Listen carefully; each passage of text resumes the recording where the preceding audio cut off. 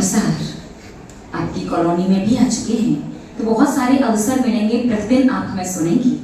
और कल भी चातुर्मासिक मंगल कलश की स्थापना है। तो आज संक्षिप्त में बस इतना समझिएगा कि आज आपने जो आर्यिका संघ का मंगल प्रवेश अपनी कॉलोनी में करवाया है, इसका मतलब क्या है। महानुभाव, संसारी प्राणी के जीवन में प्रवेश कई बार और कई चीजों का हुआ करता है। गृह प्रवेश, वधु प्रवेश, मंडप प्रवेश और भी अन्य कई प्रकार के प्रवेश। लेकिन जब ये सारे प्रवेश अपनी चरम सीमा पर पहुंचते हैं, तो चरम सीमा पर पहुंचने के बाद सांसारिक सारे की सारे प्रवेश दुख का ही कारण बनते हैं। लेकिन इन्हीं सारे प्रवेशों में एक होता है साधुओं का नगर प्रवेश, साधु का अपनी कॉलोनी में प्रवेश करवाना। आप लोगों ने आर्यिका संघ का अपनी चौरंगी, जो कलकत्ता की कॉलोनी है, उसमें प्रवेश करवाया। साधु के प्रवेश का अर्थ होता है अपने जीवन में धर्म का प्रवेश करवाना। और पक्का मान करके चलिए, जिस भी भव्य प्राणी ने पूर्ण उत्साह और भक्ति भाव परिणामों की विशुद्धि के साथ अपने समग्र जीवन में, संपूर्ण जीवन में अगर एक बार भी साधु का प्रवेश करवाया है, इसका अर्थ है उसके जीवन में धर्म का प्रवेश हो गया। और जिस भी जीव ने धर्म प्रवेश का पुरुषार्थ किया है, इसका अर्थ है अब उसके दुख के अंत का प्रारंभ हो चुका है। अर्थात आज जो आपने आर्यिका संघ का प्रवेश करवाया है, इसका मतलब ये नहीं है कि आर्यिका संघ आपके चौरंगी के मंदिर या धर्मशाला संतशाला में आया है। इसका मतलब ये है कि अब आपके जीवन में धर्म का प्रवेश हो चुका है और आपके दुखों के अंत की शुरुआत। महानुभाव, आप लोगों ने बचपन से अभी तक कई प्रकार से धर्म किया होगा, सुना होगा और समझा होगा। लेकिन आज तक जैसे धर्म की व्याख्यान आपने गुरुओं के मुखारबिंद से सुनी है, आज तक जैसे धर्म का विषय, धर्म के विषय में आपने जिनवाणी में पढ़ा है, अगर देखा जाए तो वैसे फल की प्राप्ति आपके जीवन में दिखाई, बोलिए ना, नहीं देती ना। रीजन क्या है, आप लोग बता सकते क्या? जैसा शास्त्रों में लिखा है, माँ जिनवाणी में लिखा है, गुरु राज जैसे कहते हैं, साधु संत माताजी लोग जैसा कहती हैं, वैसे ही धर्म करने के बाद भी वैसा ही धर्म का फल आप लोगों के जीवन में दिखाई नहीं देता हुआ है। क्रिया भाव, लेकिन थोड़ा बहुत कुछ तो मिलना चाहिए, तो थोड़ा बहुत कुछ भी ठीक से दिखाई नहीं देता, क्यों? तो आज चातुर्मासिक प्रारंभिक बेला में हम आपको उसका रीजन बताते हैं। महानुभाव, यदि किसी व्यक्ति को डॉक्टर बनना हो तो क्या करना होगा? मेडिकल की पढ़ाई करनी होगी। सीए बनना हो तो सीए की पढ़ाई करनी होगी। इंजीनियर बनना हो तो इंजीनियर की पढ़ाई करनी होगी। मतलब यदि कोई व्यक्ति बिना एडमिशन लिए कॉलेज में जाकर के क्लास अटेंड करे, तो क्या वो डॉक्टर, इंजीनियर, सीए बन जाएगा? क्यों? नॉलेज तो पूरा है उसे, क्यों नहीं बना? क्योंकि जब तक एडमिशन नहीं, तब तक भले डेली क्लास अटेंड करो, कितना भी ज्ञान हो, लेकिन उस ज्ञान के बल पर आपको डिग्री नहीं मिल सकती। और जब तक डिग्री नहीं, तब तक जॉब नहीं, जब तक जॉब नहीं, तब तक सैलरी, बोलिए ना। समझ में आया?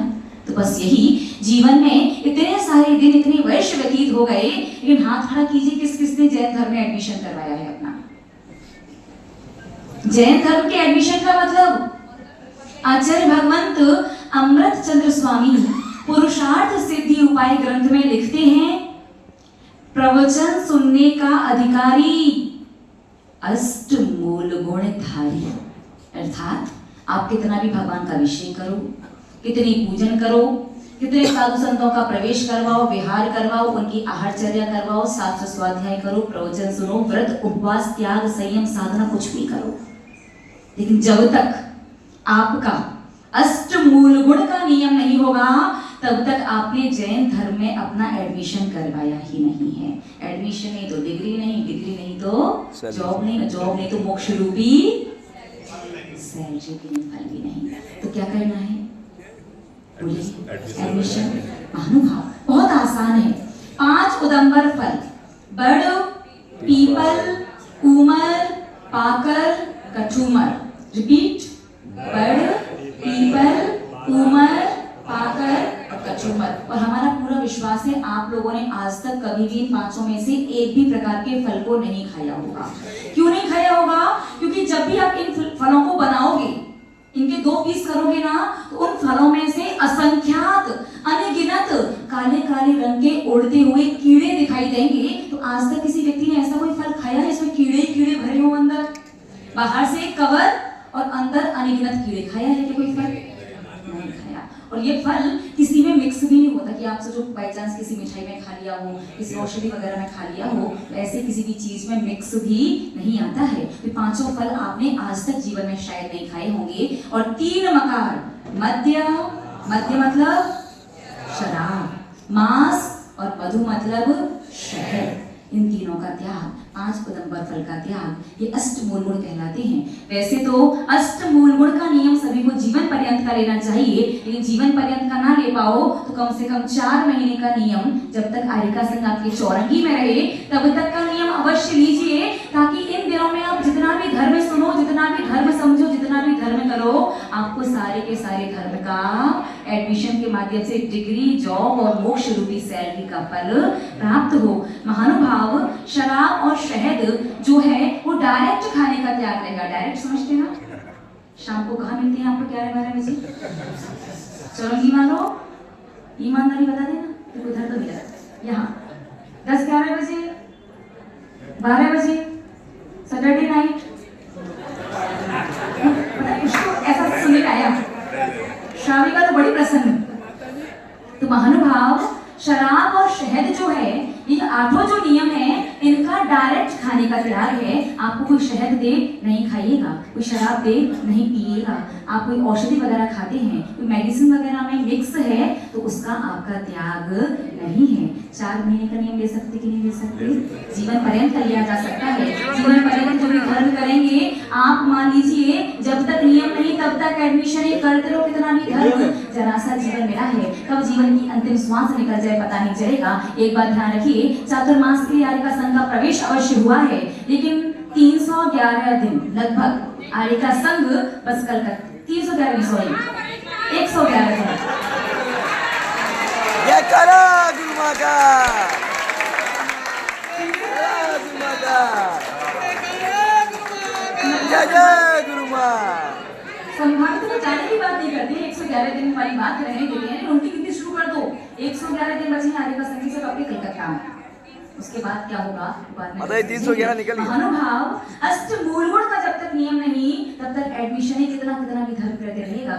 वैसे सभी को जीवन पर्यंत का नियम लेना चाहिए कि डायरेक्ट खाने का त्याग, इनडायरेक्ट तो वैसे भी छूट है। लेकिन जो व्यक्ति पूरे जीवन पर्यंत का ना ले पाए, 4 महीने का कम से कम अवश्य है। ये 8 नियमों के माध्यम से आप 4 माह का चातुर्मास करवाएं। और ध्यान रखिए, 4 महीने चातुर्मास में आरिका संघ का नियम रहेगा कि अष्टमूल गुण का जिसका नियम होगा वही आहार दे सकता है। जिसका अष्टमूल गुण का नियम नहीं है, उससे आरिका संघ आहार नहीं लेगा। ठीक है, तो विषय समझ में आया होगा। अब आपके अंत की शुरुआत भी और जैन धर्म में एडमिशन भी, दोनों चीज हुए। अब कल जो है आपको ये समझना है कि चातुर्मास क्यों करवाया जाता है, कैसे करवाना चाहिए, क्या फल मिलता है, और आखिर ऐसी कौन सी उपलब्धि है जो सिर्फ चातुर्मास में ही हो सकती है। और याद रखना, आप लोग ये सोचो कि रिकॉर्डिंग तो होती ही है, चौरंगी वालों ने कितनी अच्छी व्यवस्था की है रिकॉर्डिंग की, 2-2 3-3 भैया लोग लगा रखे हैं, है ना। वो ये भैया लोग इतने अच्छे, ये ठीक हमारे आगे तो पूरी पब्लिक हमारे पीछे। और आज कलकत्ता वालों की प्रशंसा तो बनती है कि जितने धक्के हमने बेल गछिया में खाए थे, आज हमने एक भी धक्का नहीं खाया। आज सच में कलकत्ता वालों का अनुशासन इतना अच्छा कि जैसे ही ट्रैफिक लाइट रेड हुई, पैदल चलने वाले भी खड़े हो गए। हमने कहा क्यों खड़े हुए हैं भाई? तो पता चला कि सिग्नल रेड हो गया है। तो पैदल चलने वाले भी खड़े हो गए, नहीं आए समझ में, क्योंकि उनके आगे गाड़ी चल रही थी, उससे आगे निकल नहीं सकते थे ना। तो भाई जो ट्रैफिक लाइट पर खड़े हो जाए रेड होने पर, वो कितने अच्छे से आने का संख्या अनुशासन को पालेंगे, हम आपके मनोभावों को समझ सकते हैं। और तो